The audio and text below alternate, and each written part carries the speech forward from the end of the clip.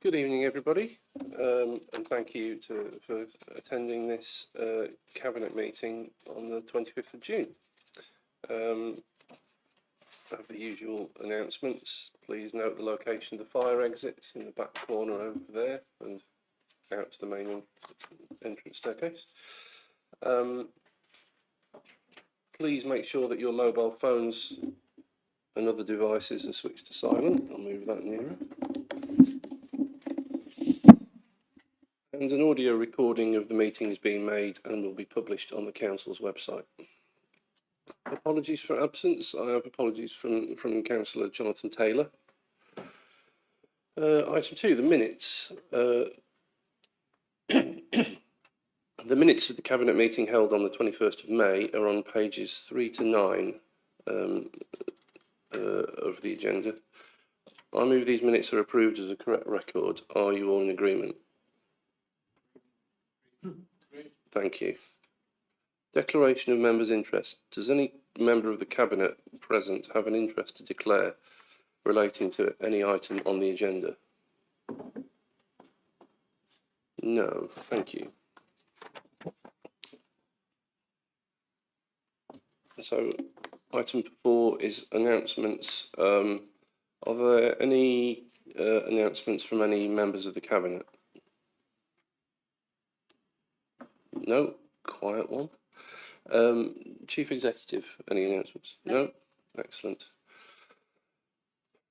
Item 5, public statements. No statements from members of the public have been received this evening, which takes us on to item 6, which is the governance arrangements for the Better Billingshurst Infrastructure Fund.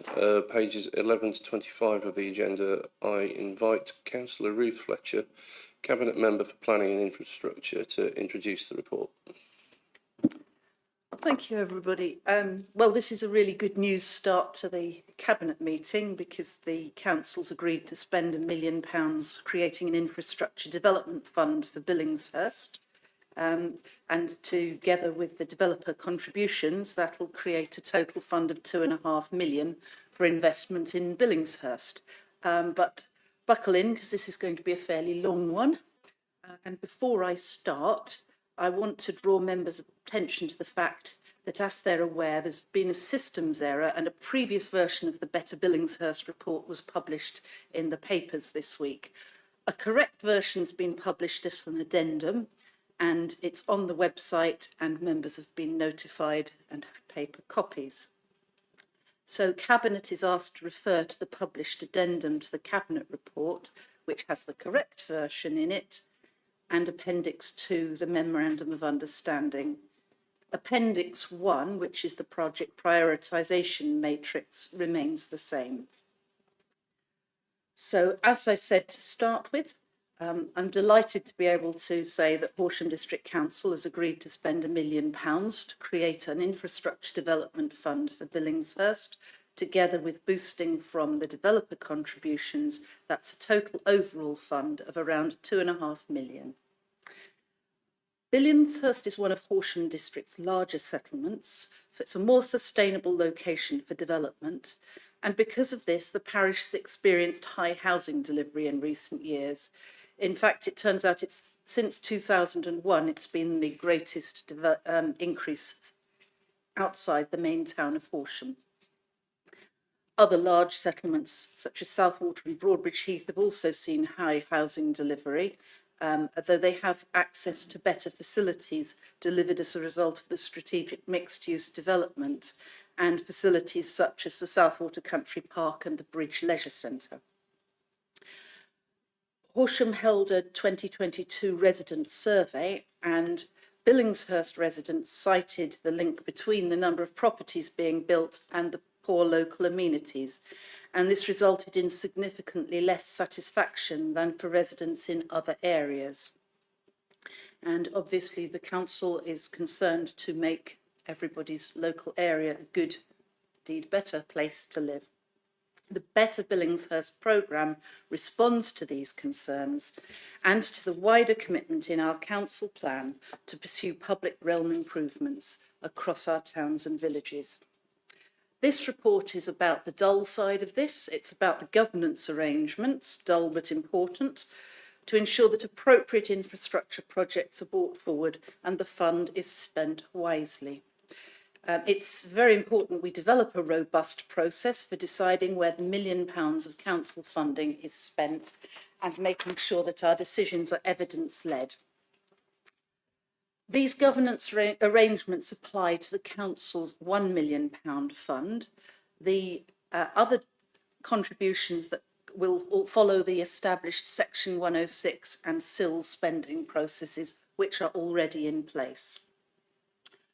We know that the £2.5 million will not be enough to do everything that everybody wants, hence the governance process with a multi-stage process to make sure that we are selecting the best projects for this.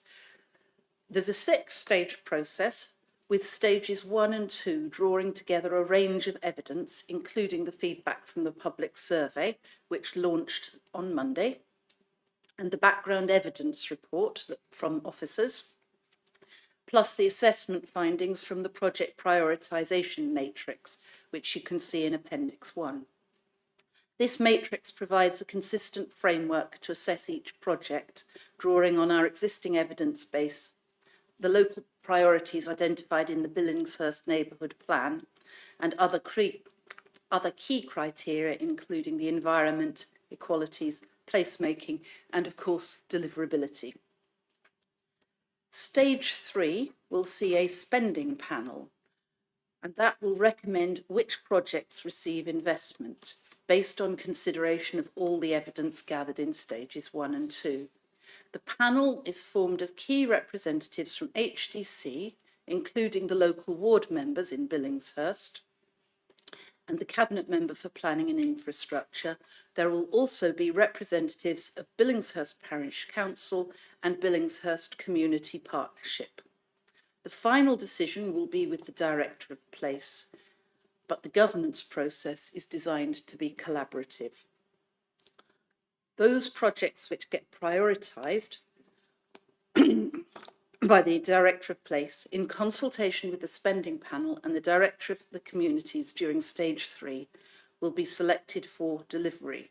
Stages 4 and 5 provide additional controls to manage the projects and their associated costs and provide confidence to the spending panel and the council that the projects are deliverable within budget. Stage 6 will be reporting on progress towards delivery of the projects, and the spending will be tracked in a spending plan. The governance arrangements also propose the ring fencing of £10,000, and this is rather wonderful because we're going to have a community grant to support smaller community-based initiatives in Billingshurst Parish, and the applications will follow the existing community grants policy. Therefore, Cabinet is recommended to approve the following governance arrangements, which are on pages 3 to 4 of the supplement pack. 1, to approve the creation of a Better Billingshurst spending panel, comprised of the individuals referred to previously, and to assess and prioritise projects and ensure that funding is allocated to these projects on a fair and reasonable basis. 2, to approve the spending of the Better Billingshurst Infrastructure Development Fund, save the amount ring-fenced for the community grant on projects that are brought forward, subject to the government's arrangements outlined. And 3, to delegate to the Director of Place, in consultation with the Better Billingshurst Spending Panel and Director of Communities, the authority to approve projects and any associated grant funding and award and finalise the terms of and enter into the required contracts to facilitate the delivery of these projects. Then, regarding the Better Billingshurst Community Grant, the recommendation is to approve the ring fencing of £10,000 to create a grant to support local voluntary community and not-for-profit organisations in delivering initiatives in Billingshurst. Secondly, to agree the community grant be allocated in accordance with the Council's existing community grants policy.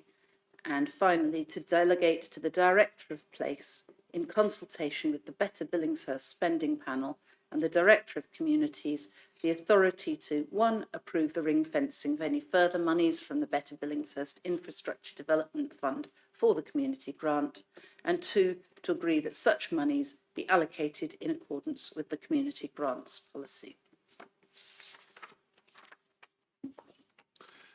Thank you very much, Ruth. I'd like to open this up. So if there are any questions or comments from other members of the council present this evening.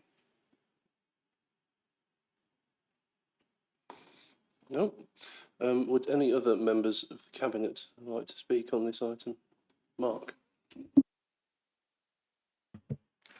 Thank you, Leader. Yes, I would just like to first of all thank the officers involved in the work that's led to this stage so far, particularly Carol Argo, who's sitting over there to my right. And I would like to confirm that we as a ward councillor for Billingshurst, myself and my 2 colleagues, John Trollope there and Sam Bateman, who's not in the room today, have been fully consulted, and we have met with officers on several occasions, and it's been done very much. I mean, we haven't done in the work; we've just been doing the talking, if you like. But it's very much in a collaboration with us, and they've taken pains to involve the parish council and the community partnership. And I'd like to say I fully support this. Thank you. Thanks, Mark. Tony. Thank you, Lydia. Yeah, I too also very much support this and note the importance of the consultation piece, and also it might be useful just to highlight or to answer a question about what the expected timings might be for this in terms of making decisions on projects that would go forward by the committee that is being appointed. I don't know if perhaps Ruth might answer that. I'm going to actually defer to Carol, who's the expert on this, on that. Thank you. So the funding has been sort of profiled over 2 financial years, so 25-26 and 26-27. The spending panel is expected to be convened in autumn, so we have a number of pieces of work to conduct over the summer. So obviously looking at the consultation, which is live now, and gathering all the sort of feedback from that, looking at the projects through the prioritisation matrix, and also publishing the evidence-based report. So that's expected to take place over summer. So we're anticipating that the spending panel will be convened in autumn, so that'll be sort of stage 3. And then we can move forward hopefully quite quickly with projects, depending on what they are, because of course all the projects will be slightly different. And that was, so those timescales we can't be clear on until the projects are decided. Thanks. Thanks very much. I suppose I'd just like to add myself on this one. I mean, I'm very enthusiastic and excited about this programme. It's, you know, sometimes we are able to do things in the council that we are really excited about and really want to do, and sometimes we have responsibilities and things that we have to carry out that are not uniformly popular, shall we say. It's nice to be bringing something forward which we know is aimed to be actually doing something which about something which an issue which causes considerable frustration amongst a large part of our residents, to be hearing what they've said and to be trying to act upon it. It's not waving a magic wand and solving everything that we would like to, but it's showing willing and wanting to put our shoulders to the wheel to do what we can.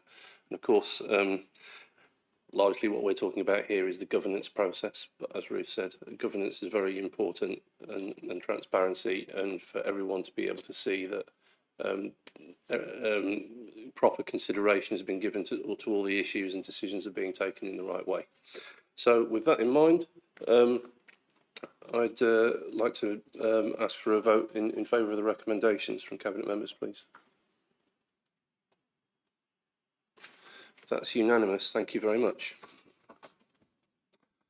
I'll just double check. Yes, item 7, acquisition of 10 3 to 4 bed family homes to accommodate large families larger families on the council's housing register, and approval to recruit a housing management officer.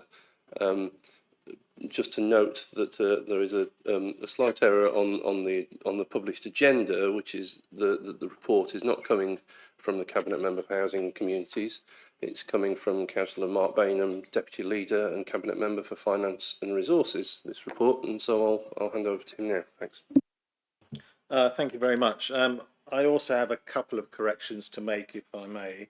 The first one is on page 27, where it lists the recommendations. I just want to make clear that the first three recommendations are recommendations for Cabinet to do, and the recommendation 4 and 5 is recommendations to recommend to Council.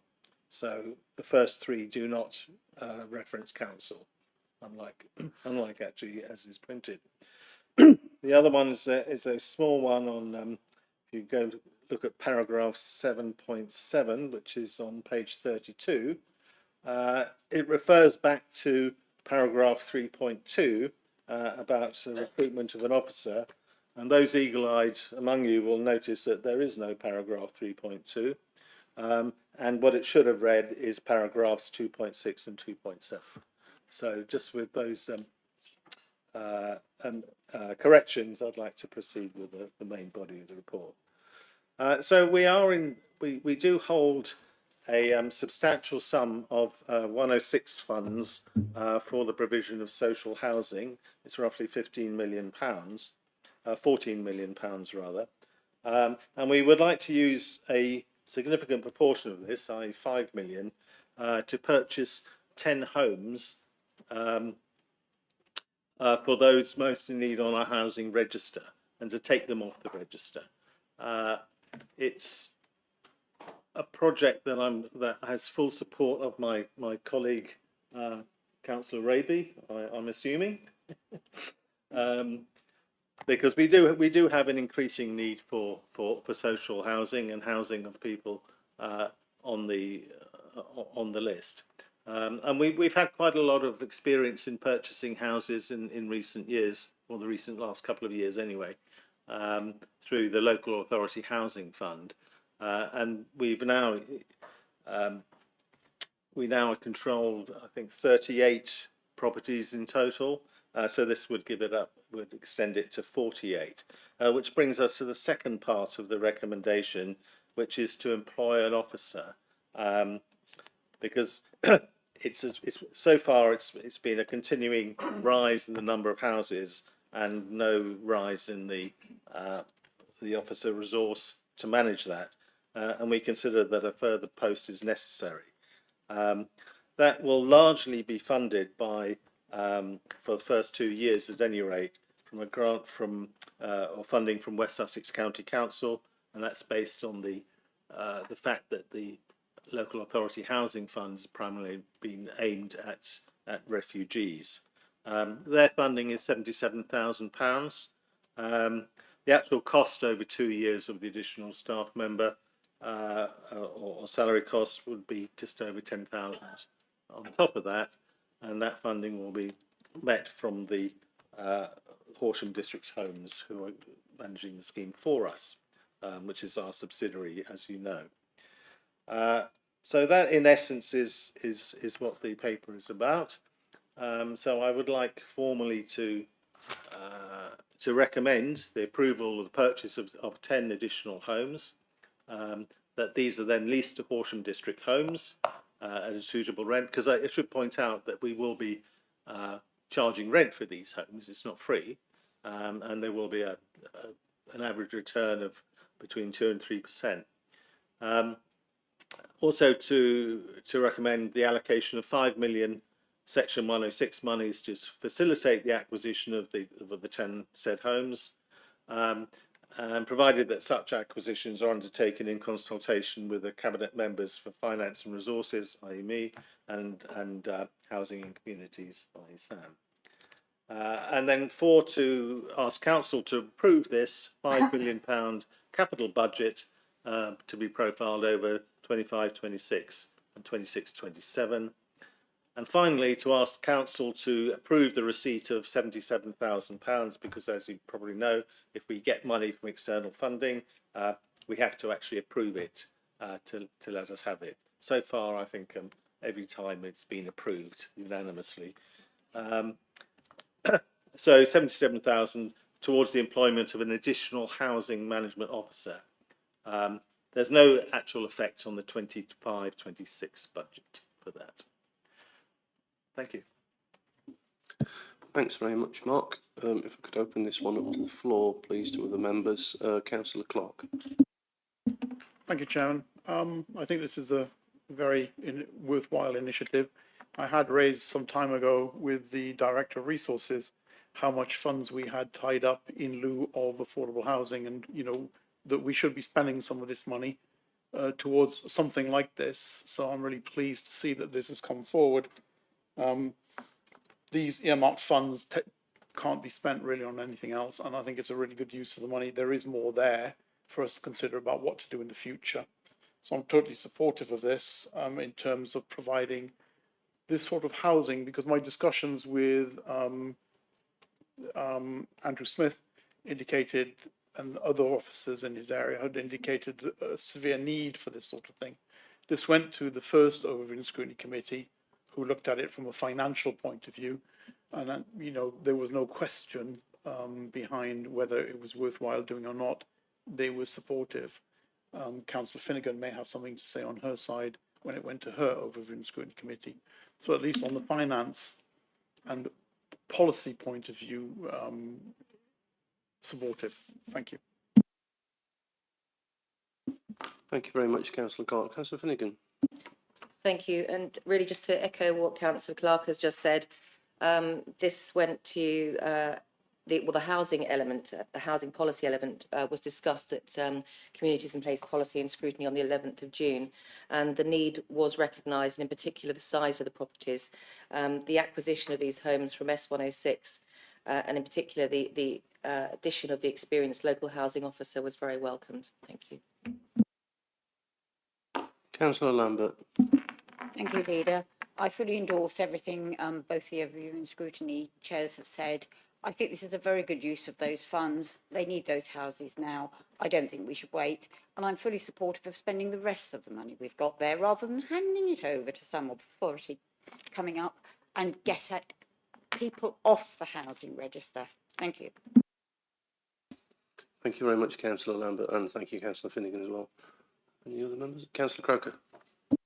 Thank you, Leader. The start of this report refers to affordable housing. And I guess we all know the rolled eyes we get when we talk about affordable housing. Later on, it refers to social rental. Can I just check that we are talking about social rented accommodation in this case, which I fully support?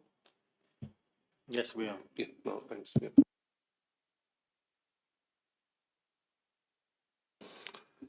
Okay, any other comments from Cabinet members? I think Councillor Rady may just want to say something about this.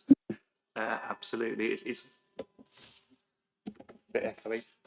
Just to say that I'm just so pleased that we've got unanimity, and Councillor Paul Clark, it's been really nice to have your support early on. I know this is something that our leader Martin has been really pushing for a long time. It's really nice to see that coming to fruition, but everyone agreeing this is the right thing to do, and it's the quickest way to help families. And I think when these families get into these homes, they're often in really difficult situations.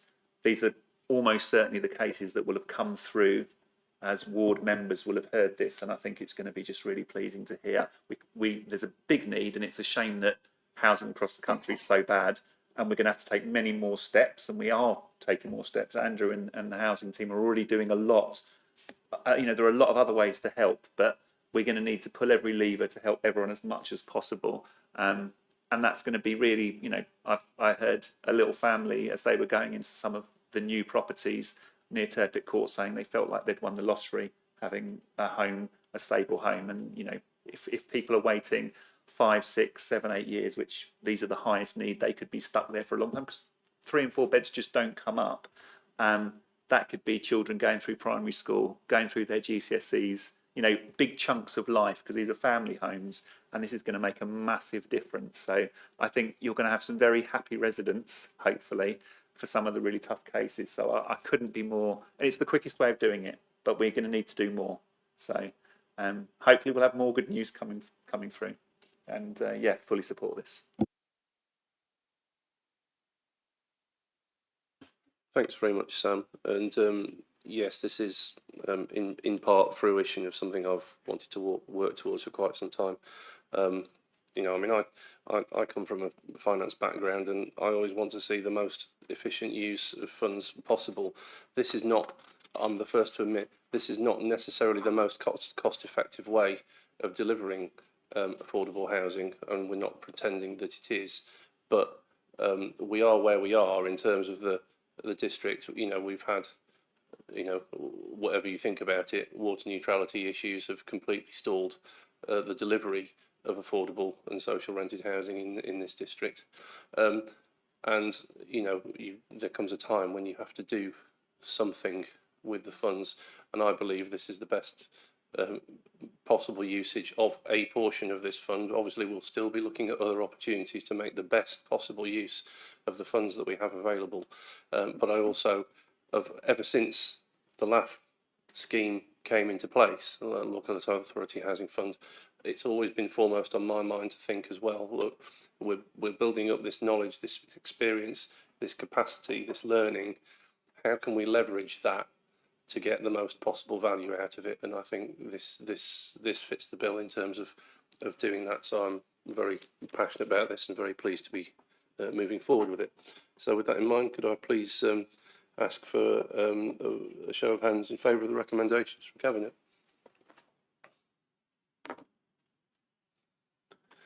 That's unanimous. Thank you very much, everyone.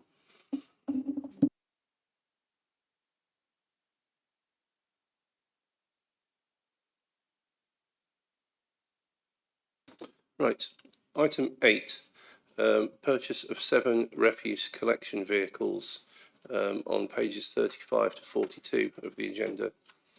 I invite Councillor Jay Mercer, Cabinet Member for Environmental Health, Recycling and Waste, to introduce the report. Thank you, Leader. Let's start by saying that we have, for some years prior to this administration and through this administration, had a very high-performing refuse collection service. And everything I hear from other members is that they would like that to continue. And therefore, this item sits firmly in the middle of that.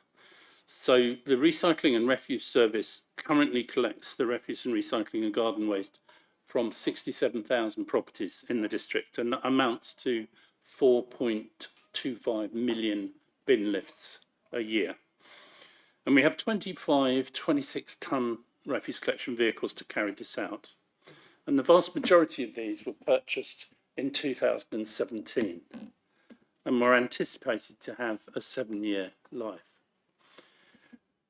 We run the service with very few complaints, with minimal missed bins and high recycling figures in comparison with other local authorities. And in order to retain and maintain this high standard of service to residents, we're requesting the purchase of 7 new refuse collection vehicles and to replace the bin lifts on 2 others. So of that fleet, there are 7 vehicles which are desperately in need of replacement. And this means we're experiencing daily breakdowns, which puts real pressure on the workshop to keep all vehicles legal and roadworthy. And it also puts pressure on our operations department as they have to organise for other crews to go and help those who've broken down. This impacts on morale at the depot because crews have to deal with these breakdowns instead of doing the things that they thought they were going to be doing. And everybody is working hard to ensure everyone's bins are collected on time, and it is rare when they aren't. However, this is proving more and more difficult with these constant breakdowns. Replacing 7 vehicles, the worst 7 vehicles for new, will give us assurance that actions will continue for all residents. And phasing the purchase of these vehicles will also mean we can stagger the replacements scheduled this time to prevent all the vehicles starting to deteriorate at the same time in the future. Now, the council has a policy to consistently consider how vehicles may be bought that are with the lowest possible carbon emissions consistent with the efficiency of the service and obviously appropriate financial costs. And electric vehicles are always considered whenever we are buying new. But the vehicles we have tested either are not reliable or do not have the range to cover the rounds, and this is still the case. You will hear from other places that they have refuse vehicles that they use for waste collection, but when you dig into it, quite often you will see these are either urban, so therefore relatively small mileages, and quite often with no major hills. And so it's a different circumstance. The current electric vehicles don't allow us to provide like-for-like replacements to the 26-ton vehicles that we have at the moment because of their limited range. And so for every current diesel vehicle that we might buy, we would have to buy 1.5 electric vehicles. And to replace the current 26-ton vehicles with 11 electric vehicles would cost 4,800,000 compared to 1.73 million to purchase diesel vehicles. And on top of that, we would then need to reroute the rounds because of their shorter range to facilitate this, which would be a major project on its own. We'd also need to acquire more depot space and install charging infrastructure now. And that cost is unknown, but significant. We would need to recruit 12 more staff to crew the additional vehicles, and that would cost us over £500,000 more per year. So I'm not seeking to damn electric vehicles at all. I'm looking forward to the day when those figures add up in a different way. But right now, it makes sense to purchase diesel vehicles which use HVO diesel, which produces much lower carbon emissions than ordinary diesel. And we are with other authorities who are beginning to do this as well. We will continue to keep a very close eye on electric or even hydrogen technology, and we're very happy to hear from members if they've come across really useful information about those sorts of things in other places. But right now, it doesn't make sense. So our recommendations, therefore, for this purchase: the Cabinet is recommended to award the contract to a suitable supplier to facilitate the purchase of the waste vehicles and associated equipment. The Cabinet's also asked to delegate authority to the Director of Resources in consultation with the Head of Legal and Democratic Services to finalise the terms of and enter into any documentation required to give effect to this decision. And the Cabinet is asked to recommend to Council that a capital expenditure budget of 1.73 million is required to purchase 7 new refuse collection vehicles and the replacement of 2 new bin lifts. This will be spent in the financial year 26-27. That a capital expenditure budget of £50,000 is required to purchase the 2 new bin lifts, and a revenue budget of £5,000 for labour costs needs to be approved.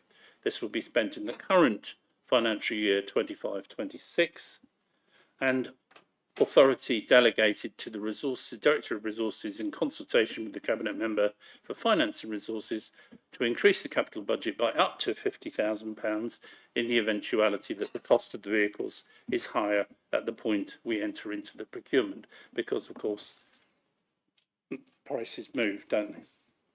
So, and I commend these recommendations too. Thanks very much, Jay. Once again, I'll open this item out to the floor first, if any other members would like to speak on it. Councillor Croker. Thank you, Leader. From my point of view, I support this now. I do note, though, that the Cabinet Member sort of glossed over the failed refurbishment contract. And I'd like that looked at, and I hope one of my colleagues on scrutiny will do that. Originally, I was a little bit, shall I say, sceptical about this proposal, because it seemed like we were running away from refurbishment generally. However, I've had some discussions with the transport manager, and I'd like to thank him publicly for being open with me about the problems they've been encountering. And having had those discussions, I'm more than happy to support this proposal. So, thank you. Thank you very much, Councillor Croker. Jay, I don't know if you want to pick up on the contract, sorry, on the refurbishment. Yes, well, I wasn't seeking to gloss over anything. We have discussed, as I understand it, I haven't gone back through the records, but I'm sure we have discussed the refurbishment contract when we terminated one refurbishment contract and went to another supplier. So the issues about the failure of that contract have already been significantly discussed. If there are more lessons to be learned, fine, but we have actually discussed it already. Councillor Jeffrey.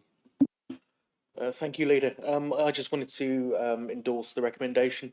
I know, in terms of Councillor Croker's point he made, the previous refurbishment contract has been discussed on numerous occasions, including at the last Communities in Place Scrutiny Committee, and the reason given that we haven't been able to claw back any money on that was because we'd entered into a framework agreement. It is disappointing because it was a significant amount of money, but if that was the agreement at the time and we've had legal advice that stated we cannot claw any funds back on that, then unfortunately there's nothing we can do about that this time, despite how disappointing it is. But I just wanted to highlight as well that I understand, of course, that there had been a lot of arguments for continue looking at electric vehicles. They aren't there yet. I think we're not far off a time when we will be able to get there. But for now, I think a point that wasn't highlighted in the scrutiny committee when this was discussed, which I just want to highlight publicly now, is just consideration when we're making these decisions, especially of our crews, because I don't think that was talked about enough. And I know Councillor Croker has now gone away and spoken to the transport manager. But I think that needs to be highlighted a lot more, is the impact on the crews and the work they have to do, because we're not the ones that have to go out on the rounds and deal with all the issues. We'll make the decision, but it's the crews that actually have to deal with the reality of on the ground. So I fully support the recommendation, and hope Cabinet does the same. Thank you. Thanks very much, Alex. Councillor Finnegan. Thank you, Leader. So although the full report wasn't available at Communities in Place Policy and Scrutiny on the 11th, it was vigorously debated, including the lessons learned from the previous framework agreements. The wish to uphold our climate and ecological emergency meant that we did wish to explore EVs further.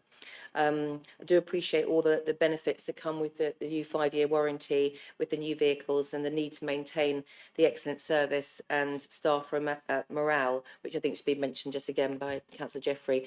So on balance, with the evidence, I'm fully in support. Thank you. Thank you, Councillor Finnegan. Councillor Clark. Thank you, Leader. Well, Councillor Finnegan said a lot of what I was going to say. I think the quality of the debate and the questions raised at that over in the Scrutiny Committee, I think, was quite welcome. And I think officers enjoyed, well, maybe not enjoyed, but at least we're quite impressed with I think the questions were good, actually, and raised a lot of issues that were not covered in that interim outline report. I see these are reflected in this report to Cabinet, so at least Cabinet is better informed than possibly the ONS committee was, which is possibly part of the game of the two functions, if you want. So I support this. As for the issue, this gave us a better understanding and gives Cabinet a better understanding of the various issues and pressure points in the system, I think. I think Jay would appreciate the quality of the debate and what came back from that over in the Scrutiny Committee. I'll discuss the refurbishment issue with Councillor Finnegan, and then we will come back on that topic. Thank you, Leader. Thanks very much, Councillor Clark. Do any other... sorry, Councillor Croker. If I may, Leader, yeah. Just in case any of my Green friends are watching, just to make the point that although these are diesel vehicles, we'll be running them on HVO, which is, from memory, about a 90% saving on carbon emissions. So it's not quite as black as it looks. Thank you very much, Councillor Croker. Councillor Trollope. Thank you, Leader. I'm fully supportive of this. I just would love there to be some sort of an informative or some sort of call for maybe further education or some information campaign on reducing waste. I think we could gain a lot by putting as little as possible into these new trucks. And that, I still see people, especially with plastic, they still don't know how to differentiate between hard plastic and soft plastic. I just think, I don't want us to lose sight of that with the purchase of these lovely new vehicles. Thank you. Thanks, Councillor Trollope, that's noted. Any other Cabinet members wish to speak on this item? Okay then, well I'll just say a couple of things. I mean, I actually appreciate the proposal here. I very much value the work that has been done by other members in the scrutiny functions questioning this item, because there are various reasons why those questions need to be asked, and it's very important to do so to make sure that we come to the right place. And I'm glad to see that the process is working in terms of the feedback from that then being incorporated into reports. I think it's of interest to me that this leads us to a point where we can be staggering the replacement of the vehicles. So hopefully that does leave us in the best possible position to take advantage of improvements in technology when they come forward, to be able to actually lock in those benefits as soon as for the environment, as soon as they can actually be recognised. And I just wanted to say as well that we are making this investment because it needs to be made to improve and retain the service, and that obviously is core. But just to please to the officers' feedback to the teams, that we do hugely value the work that they do. They are an absolutely fantastic team, and they provide a magnificent service. And also, we should always be mindful that function has had, for various reasons, a very difficult time particularly over the last year or so with certain incidents. We never forget that, and we greatly appreciate them. And although it's not why we're doing it, I hope the investment in the new vehicles is also in some way a recognition of the work that they do, our confidence in them, and our wish for them to have the best tools to do the job. So, with that said, could I please see a show of hands in favour of the recommendations from Cabinet members? Thank you. That's unanimous. Thank you very much. Right then, item 9, Communities and Place Policy and Scrutiny Committee Task and Finish Group on BESS Safety, pages 43 to 59. It's great to have another task and finish report coming to us, but it's still the procedure on this one is still slightly new on me, so there's a few steps in it. But I'd like to invite Councillor Victoria Finnegan, Chairman of the Communities and Place Policy and Scrutiny Committee, to introduce the report. Thank you, Leader. So, councillors had previously expressed concern that there was no specific information for applications for a BESS battery energy storage system or a new development close to one. So the Task and Finish Group was established and first met in December 24. The Task and Finish Group originated under the previous Overview and Scrutiny Committee, chaired by Councillor Clark. It then fell under Communities in Place Policy and Scrutiny. The chair of the Task and Finish, Councillor Ellis Brown, has presented at the last two committees, Community and Place committees, that is, and on the 11th of June, the committee accepted all the recommendations. So thanks again to all involved. And in Councillor Ellis Brown's absence this evening, I'm going to hand over to Councillor Livingston to introduce the report. Thank you. Okay. All right. Good evening. The Task and Finish Group was instigated at the suggestion of Councillor Grant and supported by myself, Councillor Livingstone, We both are fire safety professionals. Councillor Grant is a recognised specialist in fire suppression, while myself, I'm a chartered engineer, member of the Institute of Fire Engineers, member of the Institute of Fire Protection Officers, a fellow of the Institution of Engineering and Technology, and I also sit on 2 British Standard Committees concerned with fire safety. So that's a bit of background. The Task and Finish group was very ably chaired by Councillor Ellis Brown, and other members of the Task and Finish Committee, Councillors Lynn Lambert, Paul Clark and Alan Manton, which I'd like to thank for their contribution. Now, recent planning applications for BESS, battery electric storage systems, within the Horsham district have understandably raised some apprehension amongst community members, particularly regarding potential risks when these systems are located near new developments. A number of high-profile incidents have taken place in the UK and in many other countries, which, because of the nature of how the fire starts and its very rapid growth and potential to spread very quickly, is concerning to both fire safety professionals and to the fire service. During our meetings, we were fortunate to hear from the major applications team leader, the team manager of building control, and John Lanesbury, senior fire safety inspector officer at West Sussex Fire and Rescue Service. We additionally referred to a number of background papers on guidance and standards, including the draft guidance on grid-scale battery energy storage systems from the National Fire Chiefs Council. Currently, there is no specific regulation concerning the location, operation and fire protection of battery energy storage sites. Indeed, a debate led by our local MP in the House of Commons earlier this month concluded that there is an urgent need for enforceable regulation tailored to the specific risks of lithium-ion battery energy storage. This would include mandatory suppression systems, early detection, fire service preparedness, and environmental controls. However, the government spokesman confirmed there was no plan to introduce regulation. An interesting note, historically, all fire safety regulation has been introduced after a disaster.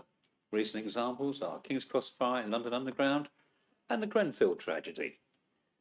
People have, it seems, to die before government listens to fire safety professionals. This is quite a common moan from my professional discipline. So the outputs from the Task and Finish group are: members consider that officers should maintain and publish a list of new operational best sites in the Horsham district, along with sites where planning permission has been granted. The list should be effective from a date to be agreed by the Head of Development and Building Control. Officers should also ensure consistent labelling of best sites on the planning portal and provide better details of how to search for such sites on the Horsham district website. Secondly, in collaboration with West Sussex Fire and Rescue Service, we have developed a pre-application guidance, this in Appendix A of your papers, that outlines the necessary information to accompany any best planning application. This is a proactive measure aimed to clarify expectations for developers and ensure all parties have access to important data and ultimately fostering a safer environment. Now, given the evolving nature of regulatory standards surrounding best technologies, we believe that regular reviews of this guidance documents will keep it aligned with best practices and current requirements. Additionally, West Sussex Fire and Rescue Service has agreed upon a pre-commencement condition, which is at the back of your pack, that will be integrated into the consultation response for all best applications. And again, this condition will further enhance our ability to assess these projects responsibly, safeguarding both our community and its growth. Thank you. Thank you very much to both Councillor Finnegan and Councillor Livingstone. I will now hand over to Councillor Ruth Fletcher, the Cabinet Member for Planning and Infrastructure, for any comment and to put the recommendations before us for debate. Thanks. Thank you. So short duration energy storage and grid balancing services are really a vital part of our transition to a lower carbon economy, and BESS storage is absolutely key part of that. So having more BESS storage is something very much to be welcomed. lithium-ion battery technology has improved massively in efficiency, in cost, and in safety. But safety is really important here, because although the frequency of having a problem is low, the potential consequences of a BESS fire are very high. And here in Horsham, this came very much to our notice through the planning process, where we spotted as councillors that this was something that was dropping through the cracks in terms of national regulation and even involvement of the fire service in looking at the issues here.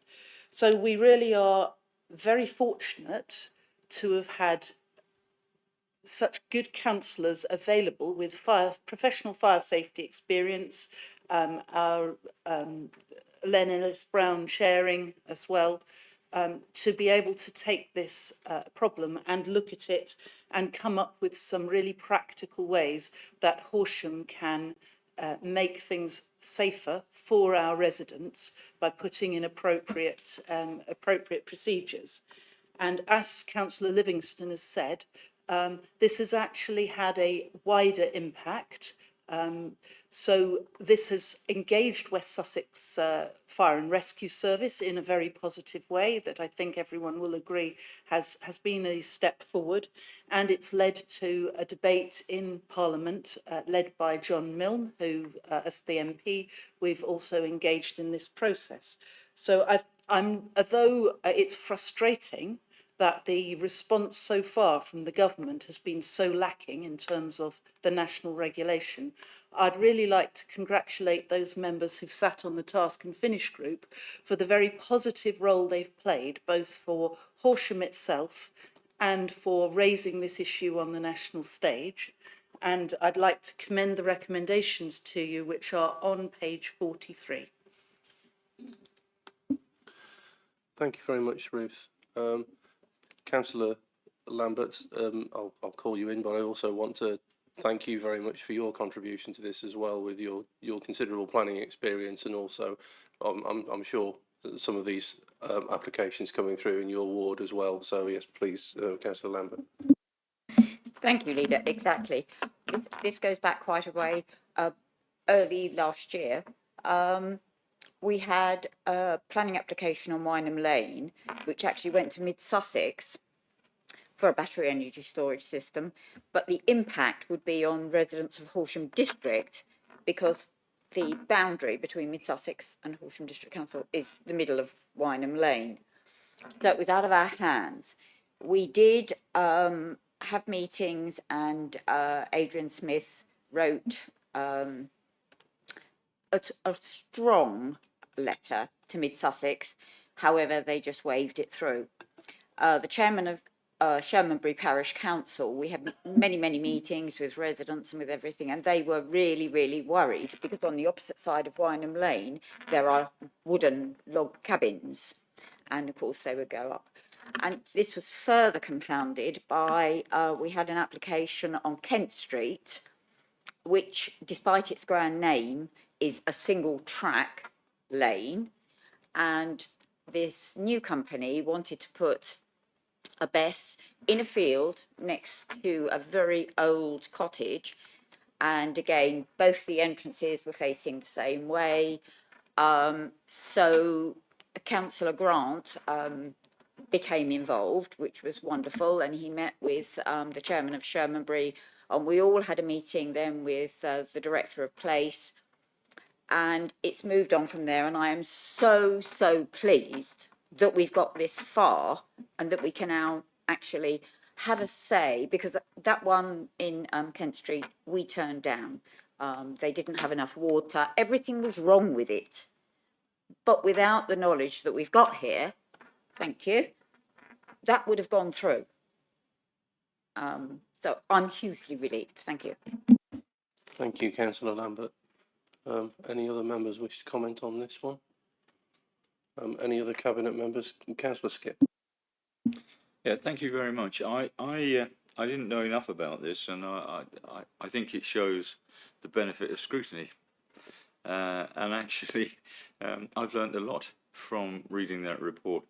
I think it's quite disturbing that there are no national guidelines. I think that's appalling, and whether or not there is any way one can continue to lobby for these.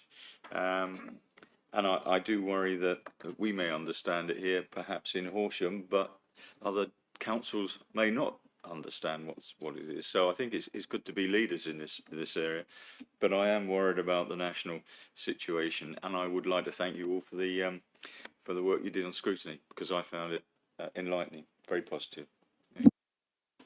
Thank you, David. Any other cabinet members on this one? Well, I would like to congratulate everyone on their work and their efforts who's taken part in this, officers who've supported them, and individuals from outside the council who've contributed as well. I think one of the things, I'm going to show my lack of direct connection to this at the moment, probably with what I say, but one of my concerns with this is it's all very well, and it's important to get the conditions right and assess the applications for the best storage when they're the first thing that's being put in place. My concern is then what happens when someone wants to come along afterwards and do some development adjacent to a best site, and the best site is already there, and that's a different consideration in terms of planning. So that's on my mind as well. But we do what we can, and I'm hugely proud of the effort of what the council has done here. Members from all parties. I think David's right. I think it's scrutiny at its best. I'm so proud to see this sort of work coming through the scrutiny function that we have here, yeah, it's a great piece of work, and it's what we should be doing. It's the council at its best. It's seeing a problem, knowing we can't fix it in its entirety, but not allowing that to stop us from doing what we can. I'm very pleased that we're working with our Member of Parliament on this, but I also think it's good that, you know, he's gone to Parliament to try and get them to do something. Government's said, yeah, it's all very well, but no. Well, we've carried on and done our work, and now we're hopefully we're putting our money where our MP's mouth is, and I hope we can carry on to work together on getting action on this issue, and yes, helping, you know, hopefully other authorities who will be having similar issues will follow suit, or do things in their own way, but have one more tool in the set with which to be able to do that. So yeah, I think it's the Horsham District Council, all of it, at its best here. So with that in mind, could I ask for a vote from Cabinet members, please, in favour of the recommendations? That's unanimous. Thank you very much.